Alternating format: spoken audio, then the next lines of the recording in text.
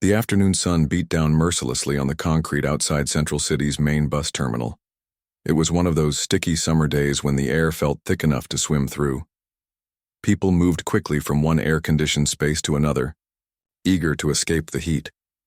But there, standing alone near the bus stop, was an elderly woman who seemed frozen in place. Margaret had been standing there for almost 2 hours now, though she couldn't quite remember how long it had been.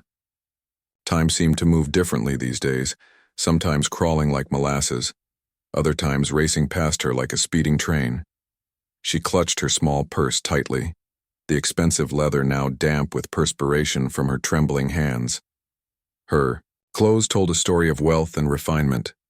The cream-colored silk blouse, though now wrinkled and slightly damp from the heat, was clearly expensive. Her pearl necklace caught the sunlight, and her navy blue slacks were the kind you'd find in high-end department stores. Even her shoes, comfortable but elegant flats, spoke of someone who was used to the finer things in life. But right now, none of that mattered. Right now, she was just a confused old woman who couldn't remember how to get home. The first person to really notice her was a businessman in a crisp suit. He was rushing toward his car, phone pressed to his ear, when he nearly bumped into her. Margaret reached out her hand, her voice shaky but polite. "Excuse me, sir," she said. "I seem to be a bit lost. Could you help me find my way home?" The man barely glanced at her. He took in her disheveled appearance, the way she was swaying slightly on her feet, and the confused look in her eyes. Without stopping his phone conversation, he stepped around her and hurried away. Margaret watched him go, feeling a familiar sting of disappointment that had been growing stronger all afternoon. A young mother with 2 small children was the next to pass by. The children were asking for ice cream, tugging at their mother's dress as she tried to manage grocery bags and keep them moving. Margaret approached them hopefully. "Ma'am, I'm sorry to bother you," Margaret said, her voice getting quieter with each rejection. "I can't seem to remember which bus to take home. Do you know anything about the routes?" The mother looked at Margaret with a mixture of sympathy and wariness. She glanced at her children, then back at the elderly woman. There was something about Margaret that made her uncomfortable, though she couldn't put her finger on what it was. Maybe it was the way she kept repeating herself, or how she seemed to be looking right through her sometimes. "I'm sorry, I don't really know the bus routes," the mother said quickly, ushering her children past. "Maybe ask someone who works here." But Margaret had already tried that. The information booth had been closed for lunch, and the ticket counter clerk had been too busy to do more than point vaguely toward the bus stops. She was starting to feel like she was invisible, like she was fading away right there in the middle of the busy terminal. The security guard had been watching her for about an hour now.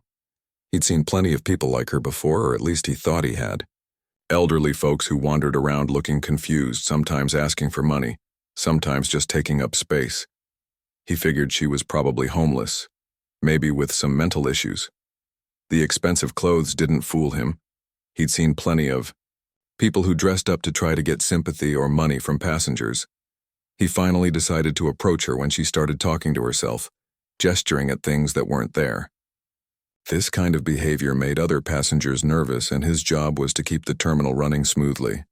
"Ma'am," he said, walking up to her with the practiced authority of someone who'd had this conversation many times before. "You can't just stand here all day. If you're not taking a bus, you need to move along."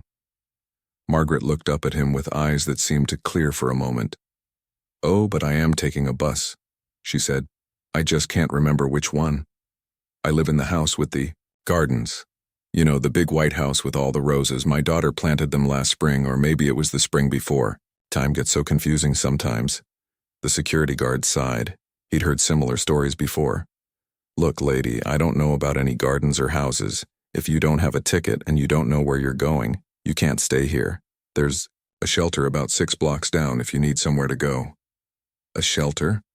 Margaret repeated, looking genuinely puzzled. "But I have a home. I just need to remember how to get there. Could you call my driver? His name is Robert, and he's worked for our family for 15 years. He has a black car, very clean. He always keeps mints in the front seat." The guard shook his head and walked away. He'd heard enough confused rambling for one day. As far as he was concerned, she was someone else's problem now. Two police officers happened to be walking by when they overheard a complaint from a passenger about some crazy old lady bothering people. They approached Margaret with the weary professionalism of cops who'd seen it all before. "Ma'am, we've had some complaints," the first officer said. "Are you having some kind of problem here?" Margaret's face lit up with hope. Finally, someone in authority who might be able to help her. "Yes, officers, thank you so much. I seem to have gotten turned around somehow. I was supposed to meet my driver, but I can't remember where. Could you help me call him? Or perhaps you could help me find my way home?" The second officer looked at her more carefully. There was something about her that didn't quite fit the usual profile of the confused elderly people they encountered. Her clothes were too nice, her manner too refined. But she was clearly disoriented, and they'd learned that family members sometimes took a while to report elderly relatives missing. "What's your name, ma'am?" the first officer asked, pulling out a small notebook. "Margaret," she said quickly. "Margaret Whitmore. I live in the big house on—" She paused, her brow furrowing with concentration. "On the street with all the old trees. You know, the ones that make shadows on the sidewalk in the afternoon." The officers exchanged glances. Without a specific address or any clear information, there wasn't much they could do. They'd check for missing person reports later, but right now they had more pressing calls to respond to. "Mrs. Whitmore," the second officer said gently, "do you have any identification with you? A driver's license or maybe a phone number we could call?" Margaret fumbled through her purse, her hands shaking slightly. She found her wallet, but when she opened it, she stared at the contents as if she'd never seen them before. There were credit cards, some cash, and what looked like an ID, but the words seemed to swim on the page when she tried to read them. I can't seem to—" she started, then looked up at the officers with tears beginning to form in her eyes. "Something's wrong with me today. I can't think clearly. This has never happened before." The officers softened slightly, but they still had other calls to answer. "Ma'am, if you can't provide us with specific information, there's not much we can do right now. Maybe sit down somewhere cool and try to remember more details. If you're still here in a few hours and no one's claimed you, we'll see what we can do." And with that, they walked away, leaving Margaret alone again with her confusion and growing fear. The busy terminal continued to buzz around her, but she felt more isolated than ever. Every person who passed seemed to look right through her as if she didn't exist at all. The sun was beginning to set, and Margaret realized she'd been standing there much longer than she'd thought. Her feet hurt, her head felt fuzzy, and she was beginning to wonder if anyone would ever help her find her way home. The shadows were getting longer when Damon finally clocked out from his shift at Miller's grocery. His feet ached from standing behind the register for 8 hours, and his green apron still smelled like the produce section where he'd helped stock vegetables earlier that morning. At 17, he was already working 25 hours a week while trying to keep his grades up at Lincoln High School. Most of his friends were probably hanging out at the mall or playing video games right now, but Damon had responsibilities that went beyond homework and weekend plans. As he walked toward the bus terminal to catch his ride home, he noticed something that made him slow down. There was an elderly woman standing near the information booth, and something about her just didn't look right. She was swaying slightly, like she might fall over, and she kept looking around with this lost expression that reminded him of his own grandmother when she'd started forgetting things. Most people were walking past her without a second glance. Damon watched as a group of teenagers laughed loudly as they passed by, one of them making a comment about crazy old people. A businessman actually stepped around her like she was a piece of furniture in his way. It made Damon's stomach turn. His mama had raised him better than that. He changed direction and walked toward the woman. As he got closer, he could see that her clothes were really nice, but she looked confused and scared. Her silver hair was coming loose from what had probably been a neat style earlier in the day, and her hands were shaking as she clutched her purse. "Excuse me, ma'am," Damon said softly, not wanting to startle her. "Are you okay? You look like you might need some help." Margaret turned toward the voice, and for the first time in hours, someone was actually looking at her with kind eyes instead of looking through her or around her. The young man in front of her couldn't have been much older than her own grandson, but there was something mature and gentle in his expression that made her feel safe.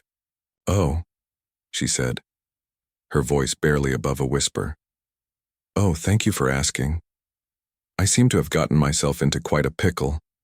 I can't remember how to get home, and everyone seems so busy today." Damon noticed the way her voice shook and how she kept glancing around nervously.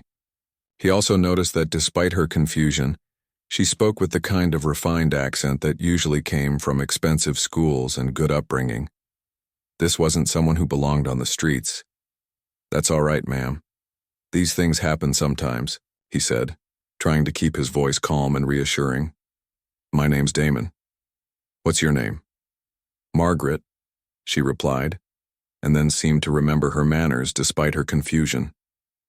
"Margaret Whitmore. It's very nice to meet you, Damon. You have such kind eyes. You remind me of my grandson, though I can't quite remember when I saw him last." Damon could see that she was struggling to keep her thoughts organized. He'd seen this before with his own grandmother before she passed away.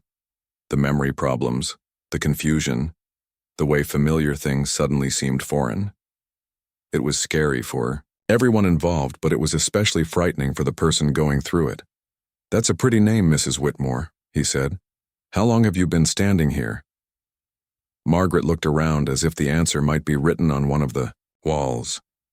"I'm not really sure. The sun was much higher when I got here, I think.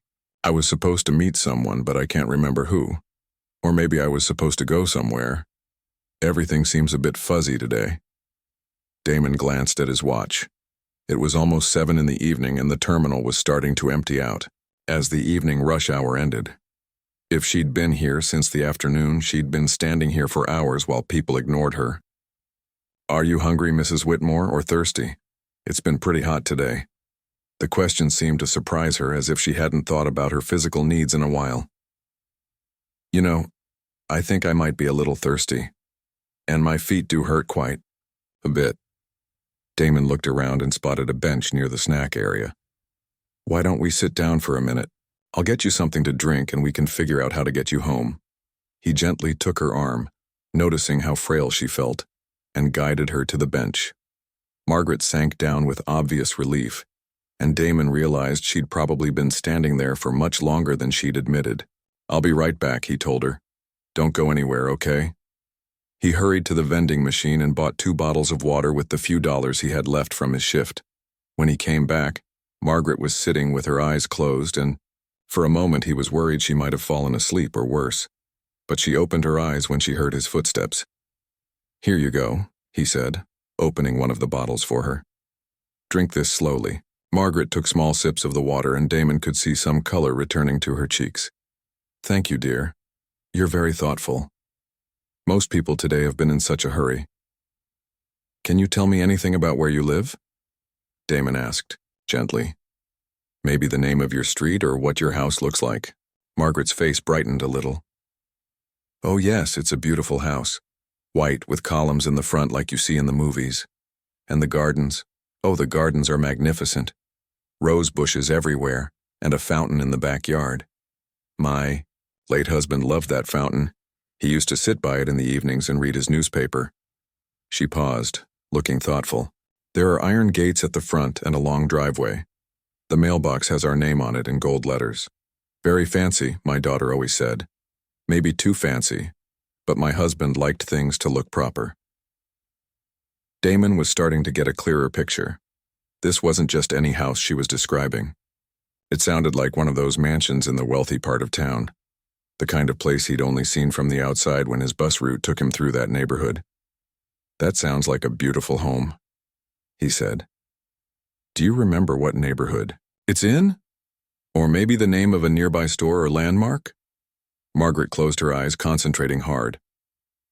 "There's a country club nearby, and a private school with a big brick wall around it. Oh, and there's a shopping center with a very expensive grocery store. Not like the regular ones. This one has a cheese counter and fresh flowers at the entrance." Damon knew exactly what she was talking about. There was only one grocery store in the city that fancy, and it was in Riverside Heights, the most expensive neighborhood in town. He'd never actually been inside it, but he'd seen it when he'd delivered groceries there for his summer job last year. "Mrs. Whitmore, I think I know the area you're talking about," he said carefully. "But that's pretty far from here. Do you remember how you got to the bus terminal today?" Margaret's face crumpled slightly. "No, I don't. I remember being in my garden this morning, deadheading the roses, and then I remember being here. But I can't remember anything in between. It's like there's a big blank space in my mind." She looked up at Damon with tears in her eyes. "Something's wrong with me, isn't it? This isn't normal. People don't just forget entire chunks of their day." Damon felt his heart break a little. He thought about his own grandmother, how scared she'd been when her memory started failing. How she'd tried to hide it at first, pretending everything was fine even when she couldn't remember what she'd had for breakfast. "Hey, it's going to be okay," he said, reaching over to pat her hand gently. "Sometimes our minds play tricks on us, especially when we're tired or stressed. The important thing is that you're safe now, and we're going to figure this out together." Margaret squeezed his hand, and Damon could feel how grateful she was just to have someone treat her like a human being, instead of a problem to be solved or ignored. "You're such a good boy," she said. "Your mother raised you right. I bet she's very proud of you." Damon smiled, thinking about his mother working her second job at the diner across town. "She tries her best. Listen, Mrs. Whitmore, I'm going to help you get home, but first I need to make some phone calls. Do you think anyone at home might be worried about you?" Damon pulled out his old smartphone. The screen cracked from when he'd dropped it last month. He couldn't afford to replace it, but it still worked well enough for what he needed to do. Margaret watched him with curious eyes as he started typing something into the search bar. "What are you doing, dear?" she asked, leaning closer to see the small screen. "I'm going to look up some information about your neighborhood," Damon explained patiently. "You mentioned a country club and a fancy grocery store. If I can find the right area, maybe I can help figure out exactly where you live." He typed in Riverside Heights Country Club and immediately got results. Pinewood Country Club came up first with pictures of a sprawling golf course and an elegant clubhouse. He showed the screen to Margaret. "Does this look familiar?" he asked. Margaret's eyes widened with recognition. Yes, that's it exactly. I've been to many charity luncheons there. They have the most beautiful dining room with crystal chandeliers. My friend Helen and I used to play bridge there every Thursday." Damon felt a surge of hope. They were getting somewhere. He searched for Pinewood Country Club nearby homes and found himself looking at real estate listings that made his eyes widen. The houses in this area weren't just expensive. They were mansions worth millions of dollars. Each listing showed massive properties with gates, circular driveways, and gardens that looked like they belonged in magazines.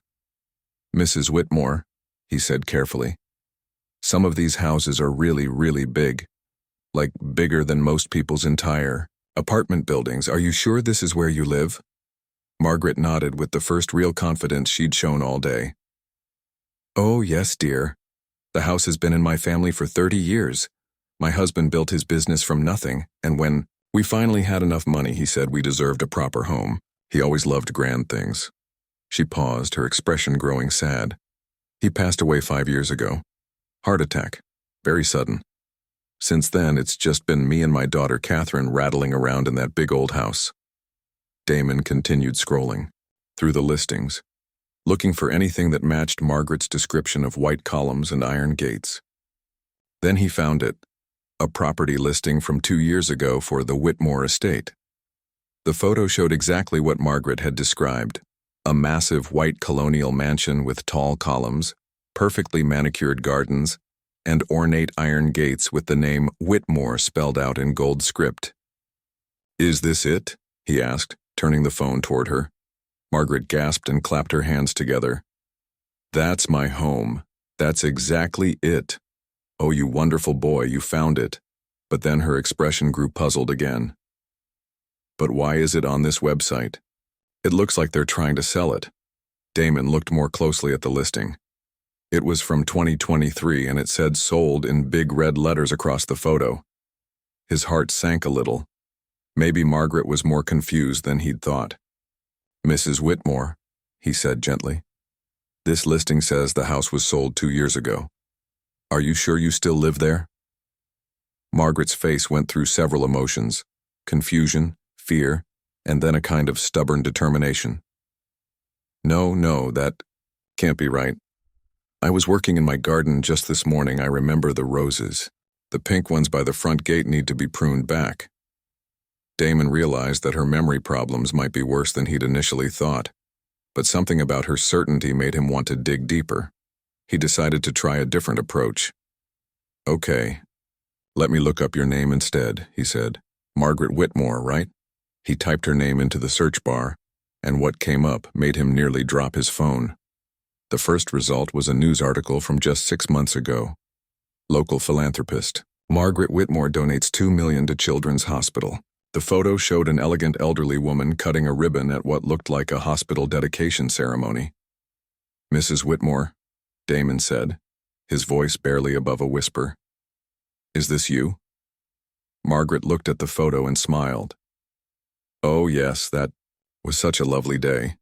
The children's wing needed new equipment and I was happy to help. Children deserve the very best medical care, don't you think?" Damon scrolled down and found more articles. Margaret Whitmore establishes scholarship fund for underprivileged students. Whitmore Foundation builds new community center. Business: leader Margaret Whitmore honored for lifetime achievement. With each article, the picture became clearer. Margaret wasn't just wealthy, she was incredibly wealthy. The articles mentioned Whitmore Industries, a company that had started as a small manufacturing business and grown into a multi-billion-dollar corporation. There were photos of Margaret at charity galas, business meetings, and community events. In every picture, she looked poised, confident, and completely in control. "Mrs. Whitmore," Damon said, trying to keep his voice steady, "according to these articles, you're worth a lot of money, like a whole lot of money." Margaret nodded as if this was the most natural thing in the world. "Well, yes, dear. My husband worked very hard, and I've tried to continue his legacy. We've always believed that when you're blessed with abundance, you have a responsibility to share it with others." Damon's mind was racing. Here he was, a teenager who worked at a grocery store for minimum wage, sitting next to one of the richest women in the city. And she'd been standing at that bus terminal for hours while people treated her like she was homeless. He kept scrolling, and found what he was looking for: contact information. There was a phone number for the Whitmore Foundation, and another article mentioned that Margaret lived with her daughter Catherine after her husband's death. "I'm going to try calling." "The foundation," he told Margaret. "Maybe they can help us reach your daughter." He dialed the number, hoping someone would still be there even though it was getting late. After 3 rings, a woman's voice answered. "Whitmore Foundation, this is Jennifer speaking. We're actually closed for the day, but I was just finishing up some paperwork." "Hi," Damon said, not sure exactly how to explain the situation. "This is going to sound really strange, but I'm sitting here with Mrs. Margaret Whitmore and she seems to be lost. She can't remember how she got to the downtown bus terminal, and she's been there for hours." There was a long pause on the other end of the line. "I'm sorry, did you say Margaret Whitmore, our Mrs. Whitmore?" "Yes, ma'am, she's right here with me. She remembers her house and her garden, but she can't remember how she got here or how to get home." "Oh my God," the woman said, and Damon could hear the panic in her voice. "Catherine has been looking for her all day. She called the police, she's been driving around the city. She even hired a private detective. Where exactly are you?" Damon gave her the location, and Jennifer promised to call Catherine immediately. Within minutes, Damon's phone was ringing. "Hello, is this the young man who found my mother?" The voice was shaky with emotion. "Yes, ma'am. She's safe. She's sitting right here with me." "Thank God," the woman said, and Damon could hear her crying. "Thank God. I've been out of my mind with worry. She wandered away from the house this morning while the gardener was working, and we've been searching everywhere. Her doctor warned us this might start happening, but we thought we had more time." "She seems okay," Damon assured her, just confused about how she got here. "But she's been drinking water and she's sitting down now. I'm coming right now, don't let her go anywhere, please, and thank you. Thank you so much for helping her, when everyone else..." Her voice broke and she couldn't finish the sentence. 20 minutes later, a black luxury car pulled up outside the bus terminal. A woman in her 50s jumped out, not even bothering to close the car door properly, and ran toward the entrance. Damon could see the family resemblance immediately. She had Margaret's same refined features and silver hair. "Mom," Catherine called out as she spotted them on the bench. Margaret looked up and her whole face transformed with joy and relief.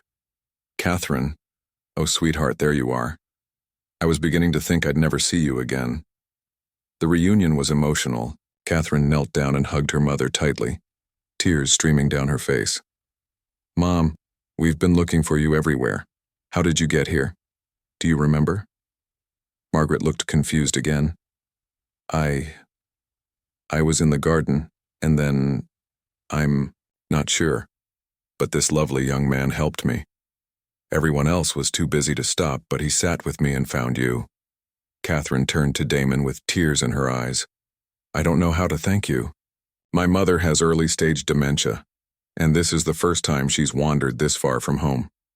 If something had happened to her—" She couldn't finish the sentence, but Damon understood. He thought about his own grandmother, and how scared his family had been during her final years when her mind started to slip away from them.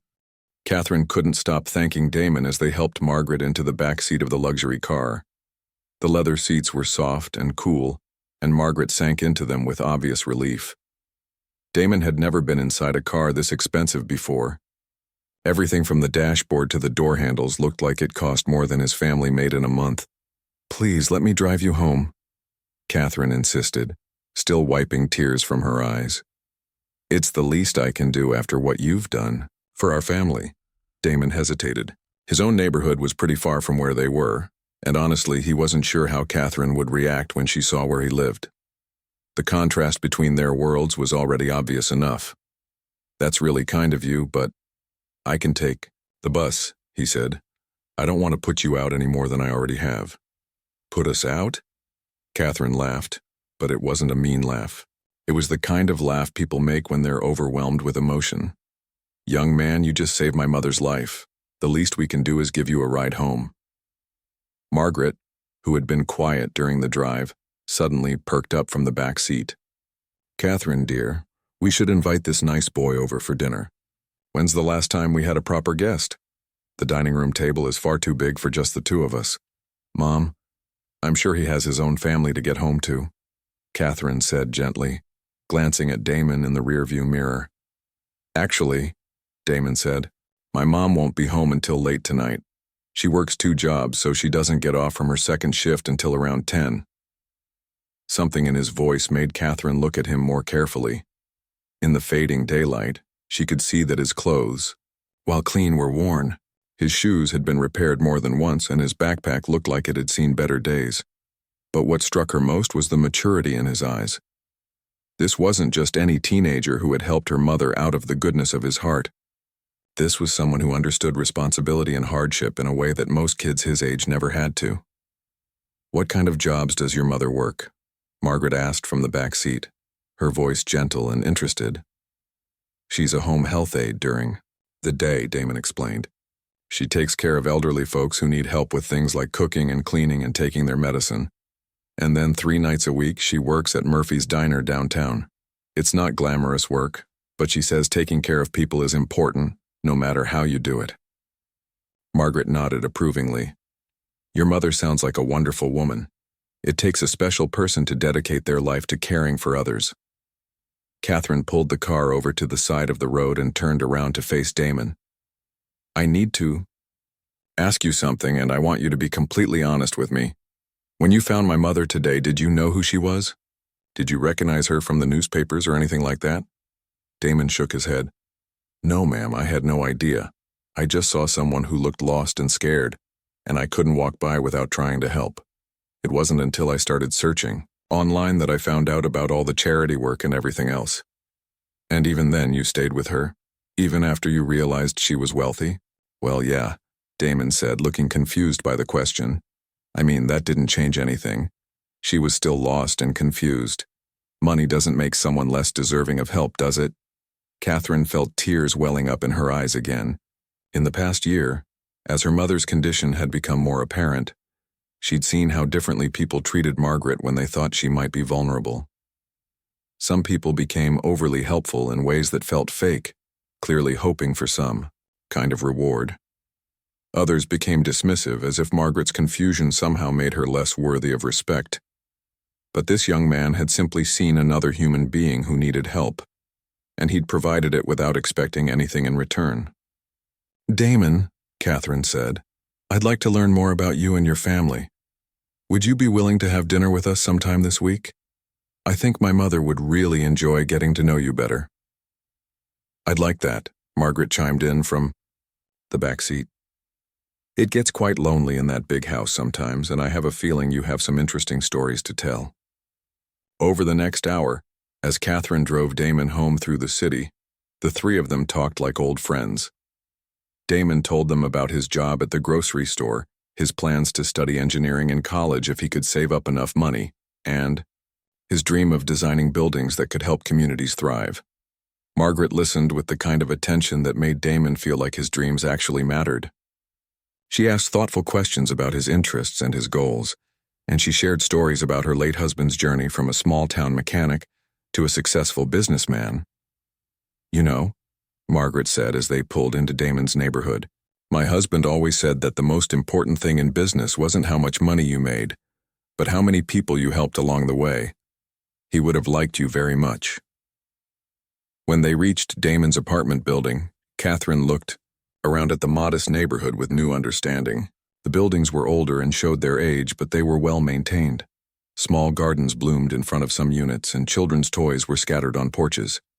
It was clearly a place where people cared about their community, even if they didn't have much money. "This is where I live," Damon said, pointing to a second-floor apartment. "Thank you so much for the ride. And Mrs. Whitmore, I'm really glad you made it home safely." But Margaret wasn't ready to say goodbye yet. "Catherine, dear, do you have one of your business cards with you?" Catherine pulled a card from her purse and handed it to Damon. "This has my personal cell phone number on it," she said. "I want you to call me tomorrow evening. There are some things I'd like to discuss with you." "What kind of things?" Damon asked, suddenly nervous. "Good things," Margaret said with a smile. "Very good things. You see, dear boy, I've spent most of my life trying to figure out how to use our family's resources to make a real difference in the world. Today you showed me what that actually looks like." As Damon walked toward his building, he could hear Margaret talking to her daughter through the open car windows. "That young man has something special, Catherine. Did you see how he treated me? Not like I was rich, not like I was crazy, just like I was a person who needed help. That's rarer than you might think." "I know, Mom. I was thinking the same thing.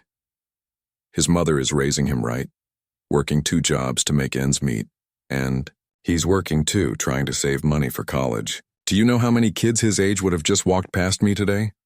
"Most of them," Catherine admitted. "Exactly. But not him.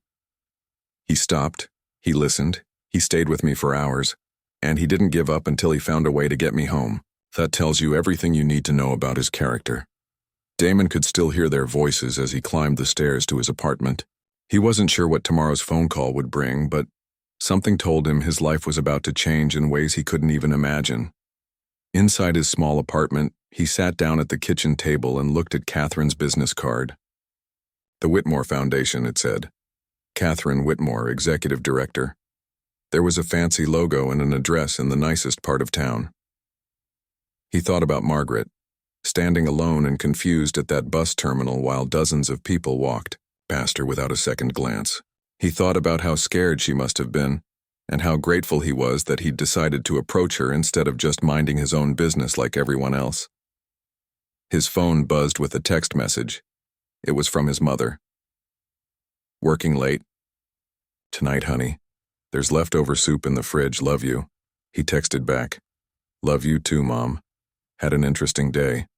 Can't wait to tell you about it tomorrow." As he heated up his dinner, Damon couldn't shake the feeling that today had been more than just a random act of kindness. Something about the way Margaret had looked at him, the questions Catherine had asked, and the business card now sitting on his kitchen table told him that this story wasn't over yet. The next evening, Damon sat nervously by his phone staring at Catherine's business card for the 100th time. He'd been thinking about the call all day, barely able to concentrate during his shift at the grocery store.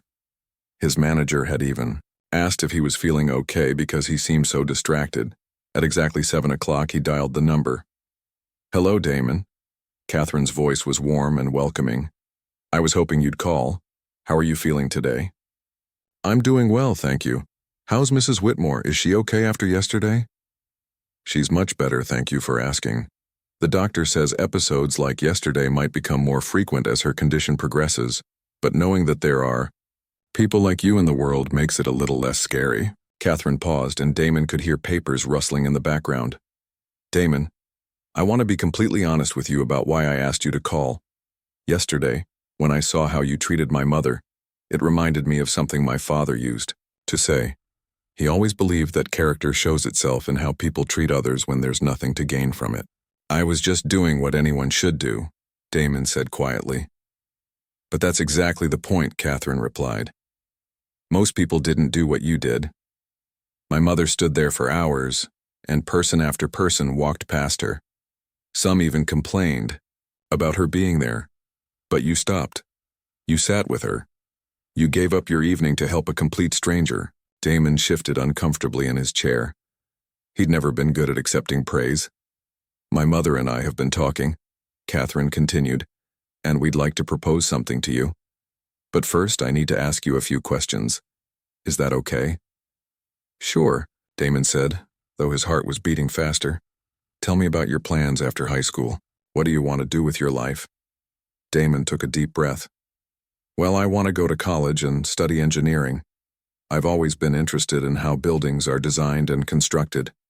I think there's something beautiful about creating structures that can stand for generations. Places where families can make memories and communities can grow. That's a wonderful goal. Have you applied to any colleges yet?" "I've looked at a few," Damon admitted. "But honestly, the tuition costs are pretty overwhelming. Even with financial aid, I'm not sure how I'd manage it. That's why I'm working so much now, trying to save up whatever I can." "What about your mother? You mentioned she works 2 jobs. How long has she been doing that?" "Ever since my dad left when I was 12, Damon said, surprised by how easy it was to talk to Catherine. She could have given up, could have been bitter about the whole situation. But instead, she just worked harder. She always tells me that education is the one thing nobody can ever take away from you, and that if I want something better than what we have now, I need to earn it." Catherine was quiet for a moment. "Your mother sounds like an extraordinary woman. I'd like to meet her sometime if that would be okay." "She'd probably like that," Damon said. "She's always telling me to make friends with good people, and after meeting you and Mrs. Whitmore yesterday, I think you definitely qualify." Catherine laughed. "Damon, my mother and I would like to invite you and your mother to dinner this Sunday. We have something we'd like to discuss with both of you." "What kind of something?" Damon asked, though he was already pretty sure his mother would want to come. She'd raised him to always accept invitations from people who showed genuine kindness. "We'd prefer to discuss it in person, but I will say this. My mother was very impressed with you yesterday. She's been involved in charity work for most of her life, but she says she rarely meets young people who truly understand what it means to help others without expecting anything in return." Sunday afternoon, Damon and his mother Linda stood outside the iron gates of the Whitmore estate. Linda had borrowed a dress from her sister for the occasion, and Damon wore his one good shirt and the tie he'd bought for job interviews. "Are you sure about this, baby?" Linda asked for the 3rd time as they walked up the long driveway. "This house is bigger than our entire apartment building. They're nice people, Mom. I promise. Mrs. Whitmore is just a sweet old lady who got confused, and Catherine really seems to care about helping others." The front door opened before they could even ring the bell. Catherine greeted them with a warm smile, and behind her stood Margaret, looking much more composed than she had at the bus terminal. "You must be Linda," Margaret said, stepping forward to shake her hand. "Your son is absolutely wonderful. You should be very proud of him." Linda beamed with pride. "Thank you, Mrs. Whitmore. He's always been a good kid, but I wasn't sure he'd know what to do in a situation like that." He knew exactly what to do, Margaret said firmly. He treated me like a human being when everyone else saw me as a problem. That says everything about how you raised him. Dinner was served in a dining room that was indeed enormous, just as Margaret had said. The table could have seated 20 people easily, but it had been set for just the 4 of them, making the meal feel intimate despite the grand surroundings. As they ate, Margaret and Catherine asked Linda about her work, her dreams for Damon's future, and her own childhood. Linda, who was usually shy around strangers, found herself opening up about the challenges of raising a son alone, and the pride she felt watching him grow into such a responsible young man. "You know," Margaret said as dessert was being served, "I've been thinking a lot about legacy lately. My husband and I were blessed with financial success, but we never had children of our own until Catherine came into our lives through marriage to my stepson. Now that I'm older, and especially after yesterday, I've been wondering what the best way is to use our resources to make a real difference." She looked directly at Damon. "Yesterday, you showed me that the most valuable thing in the world isn't money or possessions. It's character. It's the willingness to help another person simply because they need help." Catherine reached into her purse and pulled out an envelope. "Damon, my mother and I would like to offer you a full scholarship to any college you choose. Tuition, room and board, books, everything. The only condition is that you maintain good grades and continue to be the kind of person you showed yourself to be yesterday." Damon's fork clattered to his plate. What? Are you serious?" "Completely serious," Margaret said. "But that's not all. Linda, we'd also like to offer you a position with the Whitmore Foundation. We need someone to oversee our community outreach programs, someone who understands what it's like to struggle and what kind of help actually makes a difference. The salary would be enough for you to quit both of your current jobs." Linda's eyes filled with tears. "I don't understand. Why would you do this for us? You barely know us." "Because yesterday your son reminded me why I got into charity work. In the first place," Margaret explained, "it's not about tax write-offs or having your name on buildings. It's about recognizing that we're all connected, that when we help each other, we all become stronger." Over the following months, the story of Damon and Margaret spread through social media and local news outlets. The image of a teenager helping a confused elderly woman while dozens of others walked past resonated with people everywhere.